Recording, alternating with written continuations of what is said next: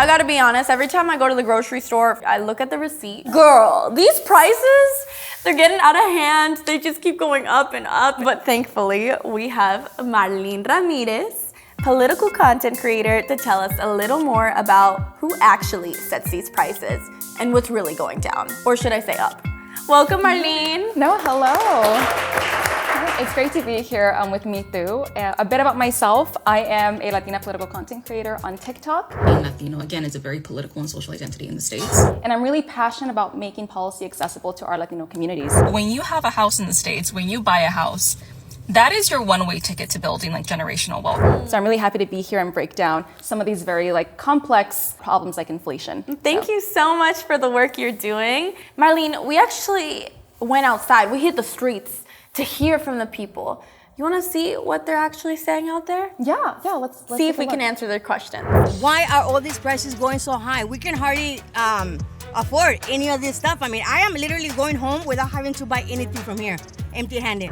My heart goes out to all the people with families, because listen, me and Dora, Dora's my dog, she's a mini Bernedoodle. She's bougie, I mean, she's expensive. Just can't imagine what it's like having a family right now. Same here, I have mis hermanas, they have their kids and they're also struggling with their basic daily necessities. And then inflation is also at play here. What is inflation? When the production of items goes up, that cost is then given to the consumer. For example, let's think about hot Cheetos. I'm a hot Cheeto girl. Okay. I love hot Cheetos. Retired. When it gets more expensive to produce a bag of hot Cheetos, as we've seen, because now there's more air than actual Cheetos in the bag. That is true. Yeah, the price then goes up because it's more expensive to make a hot Cheeto bag, and that price increase goes to the consumer. And so imagine that on a wider scale with every single grocery item that you see at the store. I experienced these financial changes during COVID. After the pandemic, I really noticed a change. The pandemic was a very severe shock to our system. It was a shock that impacted the economy globally. It disrupted supply chains all over the world.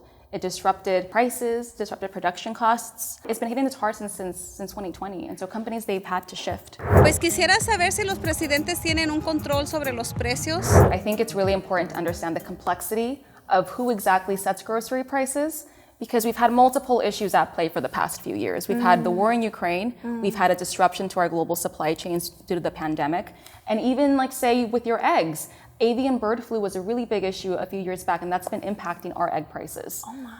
Yeah, so for example, when you buy something at the grocery store, you're paying for more than just the product itself. Your tia, your tío, your mom and your dad, they're not just paying for your egg or the milk. They're paying for the costs like wages, like transportation, the amount of labor it takes to move a product to the grocery store, which is not fair to us when you think about it. Are the people who are in production or, farming, are they being compensated more for their time? We're feeling it more disproportionately. They're the ones bearing the brunt of the labor of picking our food and bringing it to our grocery stores. If the government were actually to help these businesses, then maybe the prices would go down? The better question to ask would be, why do we as consumers have to be swallowing those costs? The focus should be on us because there's millions of us being affected, so we should be the ones getting quote-unquote assistance. Does the president have control of this? Who has it? That's what we want to know. And who can make a difference in lowering it back down?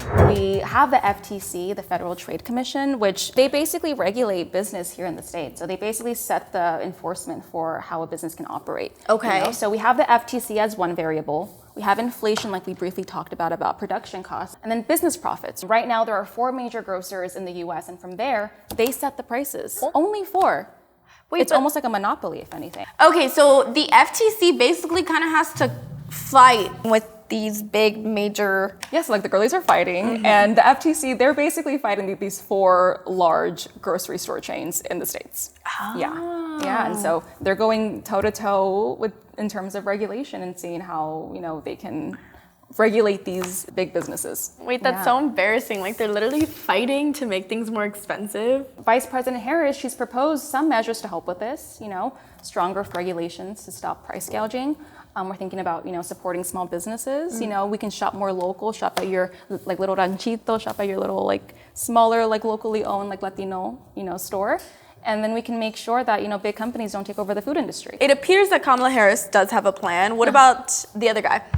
So Trompas, he actually hasn't put forward any plan to address what's happening. What you mean? All he said at the moment is that he plans to do a potential tax on Chinese imports. But how does that impact these 4 major grocery stores who are directly in control of pricing in the States? Interesting. But it's up to us to keep our policymakers accountable, especially in this election. You know, we each have our own little niches and places we live, and those are all affected during this election season. So it does matter, even though you think it doesn't. Yeah, I would say you have to pay attention, or else no sé qué va a pasar. I think it's really important to make sure your voice is heard on all of these issues. So in the name of tortillas and hot Cheetos, don't forget to register to vote to make your voice count in this next election. Where can we keep up with you on socials? On TikTok and Instagram, Marlene, Ramirez are my handles. And Okay. Yeah, feel free to check out my content. Thank you so much for joining us today. Marlene Ramirez, everyone. This video was brought to you by Harris Waltz Campaign, reminding you to go to iwillvote.com to find your polling place and make a plan to vote by November 5th.